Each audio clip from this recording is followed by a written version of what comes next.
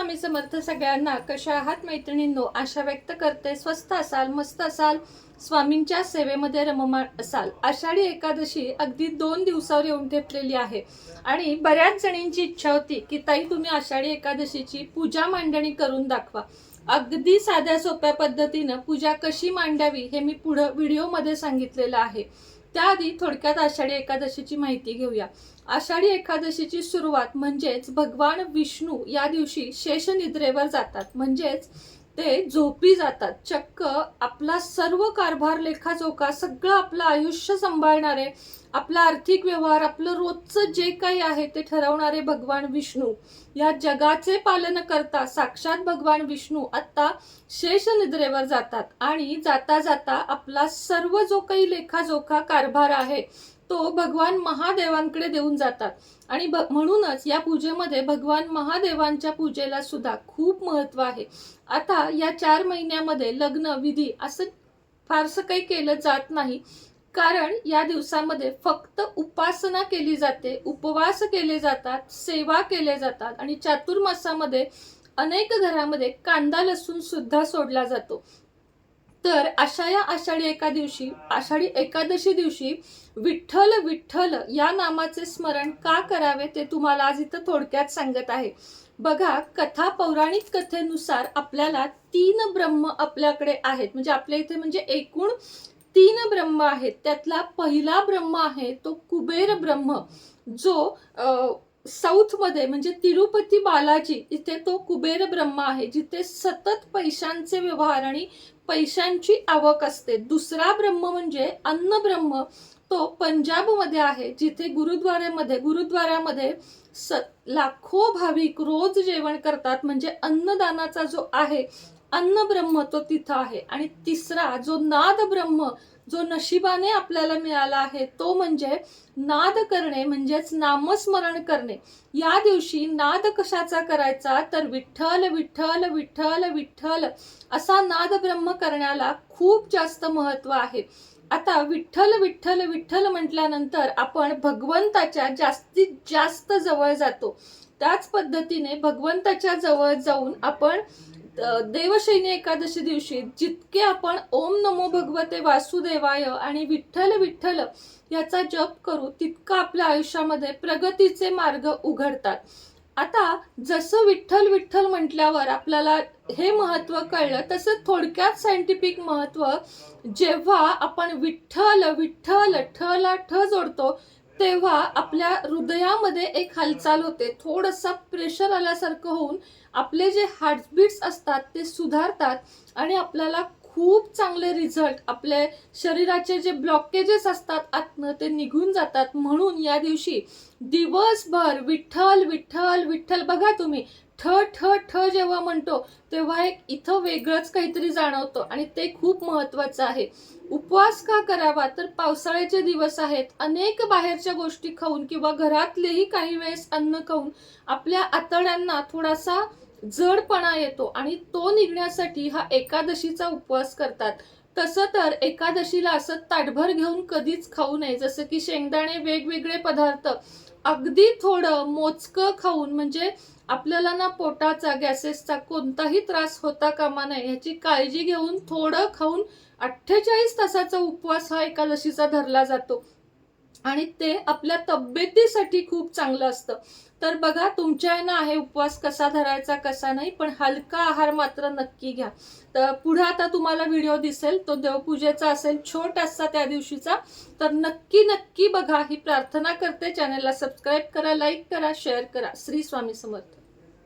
श्री स्वामी समर्थ सगळ्यांना. तर आषाढी एकादशीची उत्सुकता सगळ्यांनाच आहे, पण घरातल्या घरात कशी पूजा करावी, किंवा ताई आम्हाला जास्त काही जमत नाही, छोटीशी मांडणी सांगा जी आम्ही देवघरात करू शकू. तर चला, आज आपला तोच व्हिडिओ मी घेऊन आलेले आहे. सगळ्यात आधी कोणत्याही देवपूजेची सुरुवात होते ती म्हणजे दीपप्रज्वलनाने. त्यामुळं सगळ्यात आधी आपण दिवा लावून घेऊया.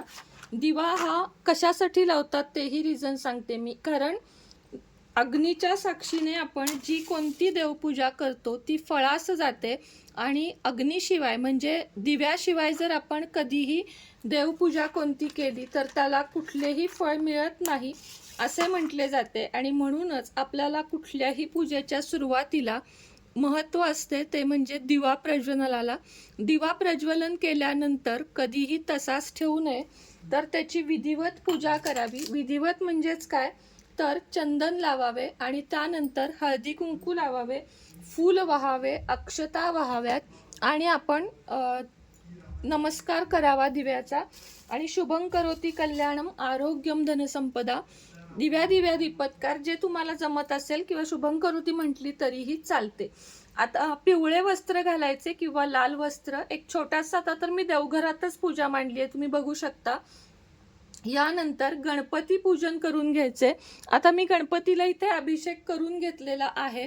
तांबणामध्ये गणपती बाप्पांची मूर्ती घ्यावी. त्यानंतर त्याच्यावर ओम गम गणपते नमः असा मंत्र म्हणत तुम्हाला सगळ्यांना 5 ते 6 वेळा अभिषेक करा किंवा 21 वेळा अभिषेक केला तरीही चालेल. आणि गणपती बाप्पाच्या मूर्तीची स्थापना करून घ्यावी. गणपती बाप्पाच्या मूर्तीची स्थापना करून घेतल्यानंतर काहीच नाही, आपण रोजची पूजा करतो तशीच करायची आहे. आणि हळदी कुंकू त्यानंतर चंदन हे आपल्याला गणपतीला देखील लावून घ्यायचं आहे. हे सर्व करताना आपल्याला विठ्ठल विठ्ठल विठ्ठल विठ्ठल या नामाचे नामस्मरण करायचे आहे. त्याचं कारण पण मी तुम्हाला सांगेन. विठ्ठल विठ्ठल विठ्ठल विठ्ठल विठ्ठल विठ्ठल विठ्ठल विठ्ठल असं म्हणून घ्यायचं आहे. त्यानंतर ओले कुंकू लावून घ्यायचं आहे. कुंकू लावून झाल्यानंतर आपल्याला अक्षता वाहायच्या आहेत.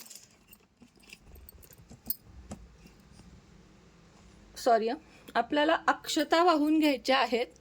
कॅमेरा थोडासा हे झाला हल्ला.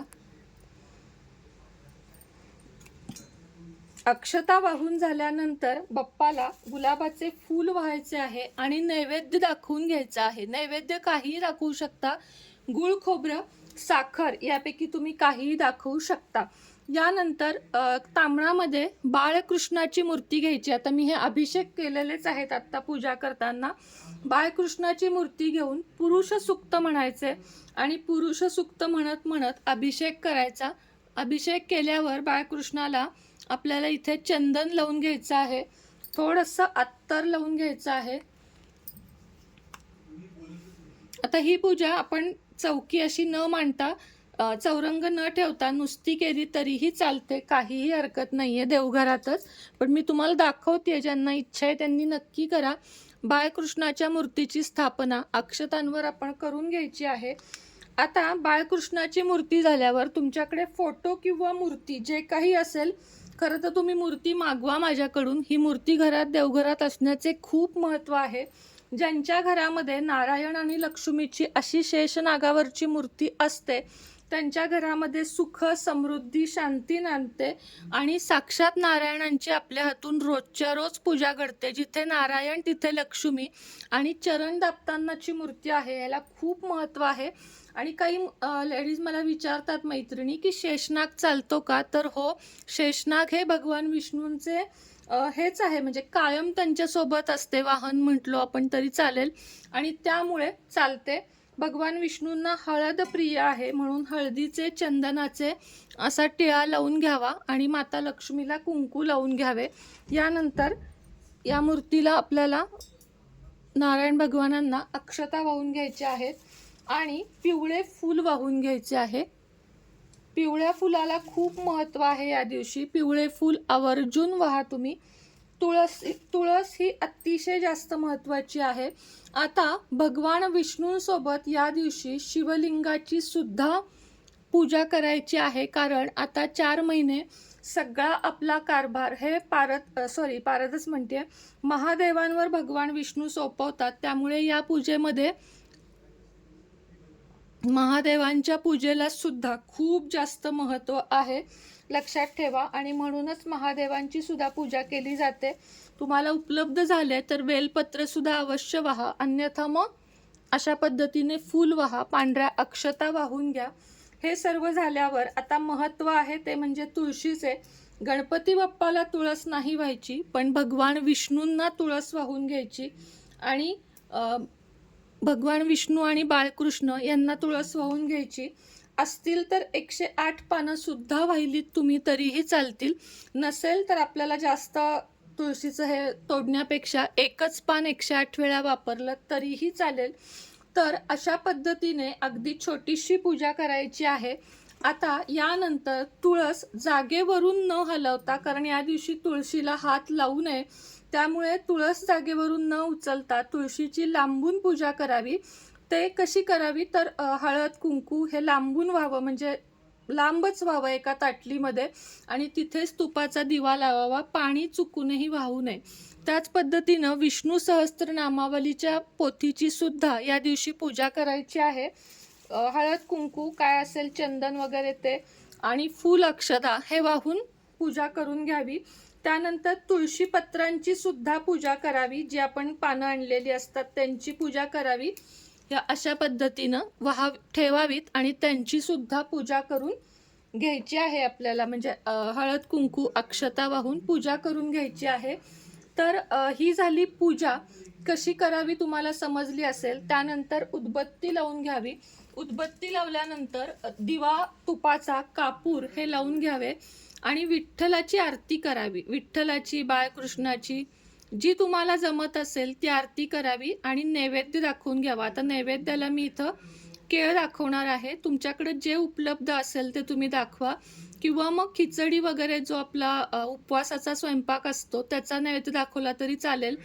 तुमच्याकडे उपवासाची पद्धत नसेल तर वरण भात, पोळी भाजी, फक्त कांदा लसूण विरहित, वरण भात नाही सॉरी, या दिवशी भात अजिबात खात नाही, चुकून आलं तोंडामध्ये माझ्या, तर पोळी भाजीचा नैवेद्य दाखवून घ्यायचा आहे. भात या दिवशी चालत नाही, आणि खरं तर वरईचा भात सुद्धा चालत नाही, पण तुमच्या इथे जर प्रथा असेल तर तुम्ही अवश्य तो खाऊ शकता, कारण प्रथा मोडा असं मी कधीही सांगत नाही.